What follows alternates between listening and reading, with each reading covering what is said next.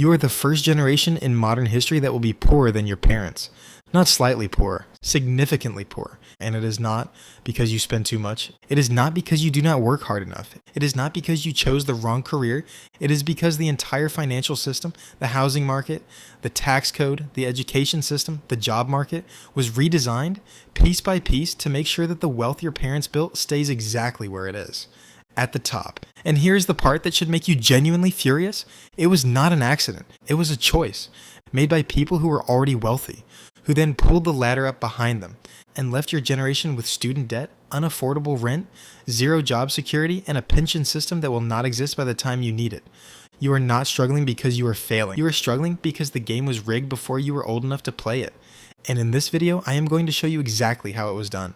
The mechanisms, the history, the numbers, and what you can actually do about it, because the only way out of a rigged game is to understand the rules well enough to stop playing it. How it started.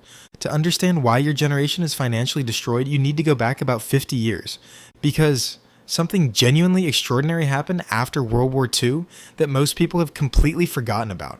For roughly 30 years, from the late 1940s to the mid-1970s, ordinary working people across Europe and America got significantly richer every single year. Not just slightly richer. Their wages grew faster than prices. They could afford houses on a single income. They had job security, pensions, and the genuine expectation that their children would have an even better life than they did. A factory worker in 1965 could buy a house, raise a family, take a holiday once a year, and retire with dignity on one salary. That world is so completely gone that it almost sounds like a fairy tale. And the moment it started disappearing was not random. It was a political decision. In the late 1970s, a new economic ideology took over in Britain and America and then spread across the Western world. The argument was simple. Tax the wealthy less, deregulate the markets, let businesses do whatever they want, and the benefits will trickle down to everyone. It sounded logical. It did not work. What actually happened is that wealth began concentrating at the top at a speed never seen before in peacetime history. Between 1980 and today, the share of total wealth owned by the top 1% in most Western countries roughly doubled, while wages for ordinary workers adjusted for inflation barely moved. In some countries, they actually went backwards. The trickle-down never came, but the policy stayed, and every generation since has been living with the consequences. The housing trap. Here's the number that explains everything. In 1970, the average house in the United Kingdom cost roughly 4 times the average annual salary. Today, it costs approximately 9 times. In cities like London, Amsterdam, Paris, or Munich, it is significantly higher than that. Same country, same jobs, same dream of owning a home. Completely different reality. And the reason for this is not complicated. At some point in the 1980s, governments across Europe made a quiet but catastrophic decision. They stopped building enough houses, not by accident, because the people making those decisions already owned houses. And when you own a house, the absolute last thing you want is for house prices to fall. So planning rules got tighter. New development got blocked. Existing homeowners objected to new builds in their neighborhoods, and politicians listened to them because existing homeowners vote in higher numbers than young renters. Supply stayed artificially low, and prices went up every single year for 40 years. The people who already owned property got richer while sleeping. Their houses increased in value without them doing a single thing. Meanwhile, the people who did not own property, which is almost everyone under 35 today, had to spend more and more of their income just to have somewhere to live. In the 1980s, the average person spent roughly 15% of their income on housing. Today, for most people under 30, it is between 30 and 50%. That is not a lifestyle problem. That is a structural transfer of wealth from your generation to the generation above you. Every extra euro you spend on rent is a euro you cannot invest, cannot save, cannot use to build anything. And the landlord collecting that rent is building wealth with your money every single month. The cruelest part is that the solution is obvious. Build more houses. Every serious economist agrees, but the people with the political power to make that happen are the people whose net worth depends on it not happening. So nothing changes, and your generation pays the price. The tax trap. Here's something that will make you genuinely angry once you understand it. In almost every Western country, work is taxed more heavily than wealth. If you earn 50,000 euros a year from going to work every day, you might pay 30 to 40% of that in income tax and social contributions. If you earn 50,000 euros a year from investments or from owning property, you might pay 15 to 20%. Same amount of money, completely different tax rate, just depending on where it came from. This was not always the case. It was changed, deliberately, over decades, by politicians who overwhelmingly owned investments and property themselves. The result is a system that is structurally designed to reward people who already have money and punish people who are trying to build it from scratch. Every year you spend only earning a salary, you are being taxed at the highest possible rate. Every year someone with an investment portfolio or a property portfolio is being taxed at a significantly lower rate on the same income. The gap between them does not just stay the same, it compounds. The debt trap. When your parents were young, universities in most European countries were either free or extremely affordable.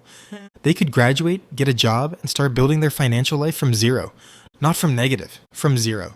Today, a significant portion of young people start their adult lives carrying tens of thousands of euros in student debt. Before they earn their first salary, before they pay their first month of rent, before they buy their first anything, already in a hole. And while they spend the first decade of their working life digging out of that hole, the people who graduated without debt are already investing, already building equity, already compounding. The starting line was not just moved slightly, it was moved by a decade. And then the generation that moved it looks at young people struggling and says, why do you not just work hard? Without once acknowledging that they started the race with no weight on their back, a cheaper house waiting at the finish line, and a pension system that was fully funded. The real number? Let me show you what this actually looks like for a real person. Imagine someone your age earning 30,000 euros a year. After income tax and social contributions, they take home roughly 20,000. Rent in any mid-sized European city, and at minimum 1,500 euros a month. That is 18,000 euros a year just on housing. They have 2,000 euros left for food, transport, phone, clothes, health, everything. There is nothing left to invest, nothing left to save, nothing left to build with. And this is not someone who is bad with money. This is not someone who is buying designer clothes or going on expensive holidays. This is just the mathematical reality of what it costs to exist as a young person in a European city right now. And while this person is treading water just to survive, the landlord, collecting their 18,000 euros in rent, is building a property portfolio, getting richer every single month. This is the mechanism. This is how wealth transfers from your generation to the generation above. Legally, quietly, every single month. Who is on the other side? Here's the part nobody talks about. For every young person who cannot afford to buy a home, there is someone on the other side of that transaction getting rich. In recent years, it is not just individual landlords anymore. It is corporations. Private equity firms have been buying residential properties across Europe and America at a scale that was unimaginable 20 years ago. They buy entire apartment blocks, entire housing estates. They set the rents. They lobby against rent controls. They fund politicians who oppose new housing development, and then they collect billions in rent from a generation that had no choice but to pay it. What you can actually do. Now here's the part that most dark finance videos skip, because it is easy to explain why everything is broken. It is harder to tell you what to do about it. And I am not going to pretend there is a simple fix. There is not.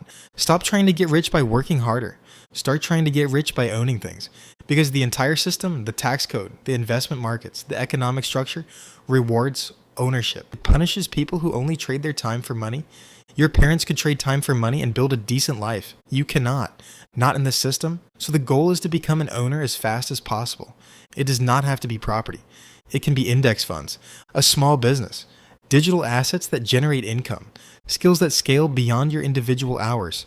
Any of these things start to put you on the ownership side of the equation, where the tax rates are low, where the compounding works for you instead of against you, where you stop being the person the system extracts from and start being the person the system rewards.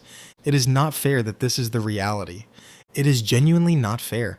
But fair stopped being relevant to this conversation about 40 years ago. What matters now is whether you understand the game clearly enough to play it differently. Conclusion: you were never supposed to figure this out. The schools did not teach it. The news does not explain it honestly. The politicians do not discuss it in terms that make the structural reality clear. Because a generation that fully understands how the wealth gap was engineered and maintained is a generation that might actually get angry enough to demand something different. So let me leave you with this. You are the first generation in modern history that will be poorer than your parents. That is a fact.